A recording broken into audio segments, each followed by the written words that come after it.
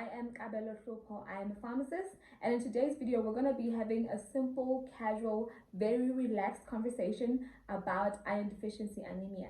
And the reason I decided I was going to do it this way is because in my first ever YouTube video I said I will not always be coming to you to spew science jargon or to share health facts.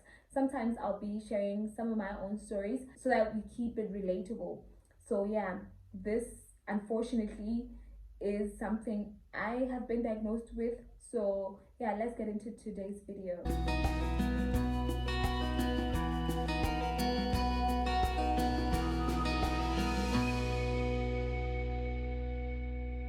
So the simple definition of iron deficiency is when there's low levels of iron in your body. So this can happen because you're not getting sufficient amounts in your diet, or sometimes you lose a lot of blood during your periods, sometimes because of pregnancy, and sometimes because of abnormal shapes or of your red blood cells. So it's genetic predisposition. So with me, how I learned that I could have a problem even though I hadn't been diagnosed and I didn't even know it could be iron deficiency, but as a child I always used to have labored breathing. Well, not as a child, during my teenage years. So I breathe in, or it sounds like I'm sighing, but it's deep breaths and heavy exhaling. So it sounds something like,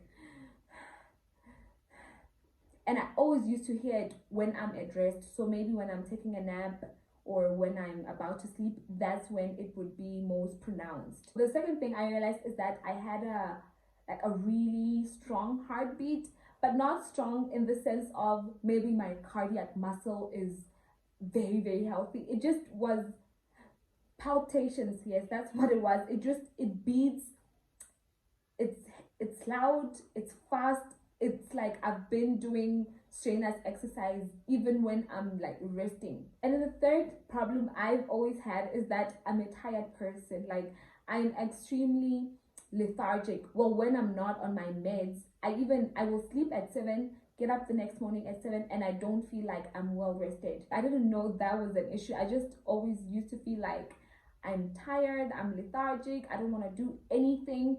And the problem with that, well, for me, is that sometimes it looks or mimics the symptoms of depression. But back to the sleep thing, you either will sleep a lot, or you won't sleep at all. So for some people, it's the lethargy that's combined with insomnia. There's people who like think that night owls or part of the past 3 a.m. squad, that they're anemic because you don't sleep. You will take naps, sleep for 2-3 hours, and then you're up again. So there's that, but that was never my issue. I sleep, I rest. Yeah, but I'm always, like, almost always tired. And then the fourth one is because oxygen is a precursor in the pathway to creating dopamine, which is the happy hormone in your body. Sometimes symptoms of anemia mimic the symptoms of depression, like I've already said, or they present as something that is similar to depression because now you're tired, you are moody. Oh yeah, you are moody also. Like, you are people with anemia and you don't know when you're moody that you're being moody. You feel like your hissy fit is justified or this, but sometimes it simply is anemia. So there's that also. You will have symptoms such as extreme mood swings, like really, really low lows, or you're sad, weepy all the time, or you feel like nothing is going your way, and all of those things that people with depression typically present with. People with anemia sometimes have those symptoms, and it's not always depression. I want to say that correctly because I don't want to reduce the mental state of depression, or for people who really do suffer from depression to say, oh, but take iron supplements. Sometimes it is depression, has nothing to do with iron levels in your blood, but sometimes it is anemia. So if you have any of these symptoms, you can go to the pharmacy and they can check your hemoglobin levels. and anything below 13 13 grams per deciliter is low and could be a symptom of iron deficiency anemia. Some people who are deficient in iron have short periods, and because some people have those short periods for the entire, like since that first period, they think that is normal, but sometimes it's because you have low iron levels. So a person who has like 2 days, 3 days, and they are done, so that's not normal. But I mean, you know what your normal is, but sometimes do tests, go have a checkup and find out if that is in fact your normal or you have low iron levels. I always had all of those symptoms I spoke about earlier, but I never took them seriously because I didn't know that those things meant something big could be wrong. But what happened is I started getting headaches, like really bad and chronic headaches. So because as a child I was always told that a headache is a symptom that something else is wrong in your body, it's not just a headache, especially if you're drinking water. So I started getting headaches. My limbs are cold, especially my foot, my lower extremities. Like even if I put them in water and I'm wearing like fur socks and I apply Vaseline, I would spend nights and I couldn't sleep because my feet get really cold. They still do, but that's something that used to really worry me. So it was the headaches, it was the cold extremities, and then it was also the restless leg. For some people it starts feeling heavy, like it's that, like you see when you've been seated for too long, for example, and you're about to get up, that thing with your leg. So for some people it feels like that. For some people it feels like ants are coming out of your leg, but it's not that one where it's almost like you are experiencing cramps. It feels like there's things in there. And another one is where you're asleep and then suddenly your foot gets jacked up or your entire leg.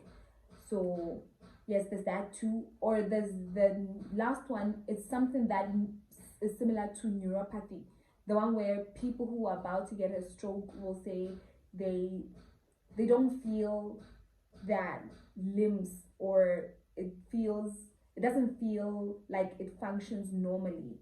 So yes, there's all of those symptoms that you might start experiencing with your limbs, or especially your legs and your lower extremities. Other symptoms, I didn't experience these, but they are not uncommon for people with low blood iron levels.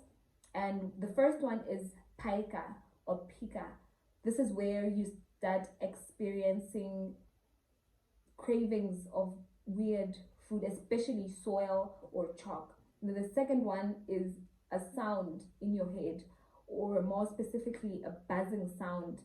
I don't know if it's in your ear or in your head, but people will say they hear sounds, or people in practice that I've heard will say it in Sesotho about amidum. So I don't know if it's ringing or buzzing, but you'll hear sounds in your head. And then the third one is pale skin. So I don't know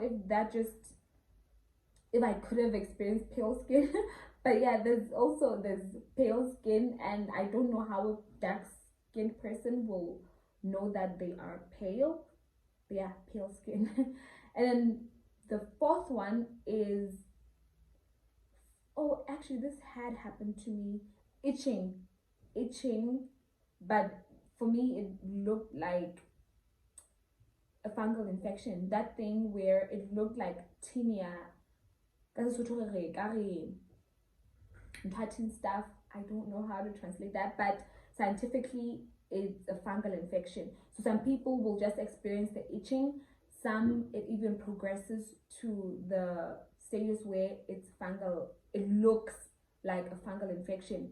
Some people also have open sores like mouth ulcers and such. And lastly, some people will say that tongue is painful, or food tastes strange, or it's hard to swallow. The symptoms that are rather uncommon have to be combined with other symptoms for it to qualify as symptoms of anemia. Like you can't just decide because you're not swallowing well that, hey, maybe I have anemia. So that's why I always say go to your primary healthcare giver, seek medical advice, and discuss these symptoms that may have you suspecting that you have iron deficiency anemia with your healthcare provider.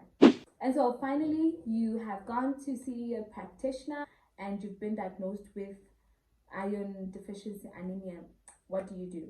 The first thing, eat well, like balance your meals and eat the right amount of iron. And I say the right amount because if you are iron deficient and you start taking supplements, you'll notice that you start experiencing things like constipation. That's a side effect of taking too much iron. So try to have your meals balanced. Food iron sources would be red meat, poultry, and such. Green leafy vegetables, kale is a great source of iron. Spinach is a great and very, very popular source of iron. Pulses, so beans, for example, is another food source of iron. And then foods that are rich in vitamin C also help, because vitamin C helps in the absorption of iron. So your oranges, and even as juices, make sure or try as much as possible that when you are ingesting, say, a spinach smoothie or a kale smoothie, also have something that provides vitamin C so that it would facilitate the absorption of iron. So then there's the part where you take iron supplements, and I don't take iron supplements every single day. I mean, I try to have it balanced in my meals, but I only take the medicine I'm on, and it's a syrup. I take it when I'm about to have my period, because what iron deficiency does, it is also your symptoms of PMS are more pronounced, and sometimes it just looks like it's typical ordinary, you are crying over a movie because it's PMS. But for me, it used to be in combination of the hormones and now the lack of iron, so it was really, really intense. So the way I do it is 2 days before my period I start on my medication, and then all throughout my period, and then 2 days after I'm done. So that's less than 10 days per month. And then these other days I try to balance as much as possible with my meals.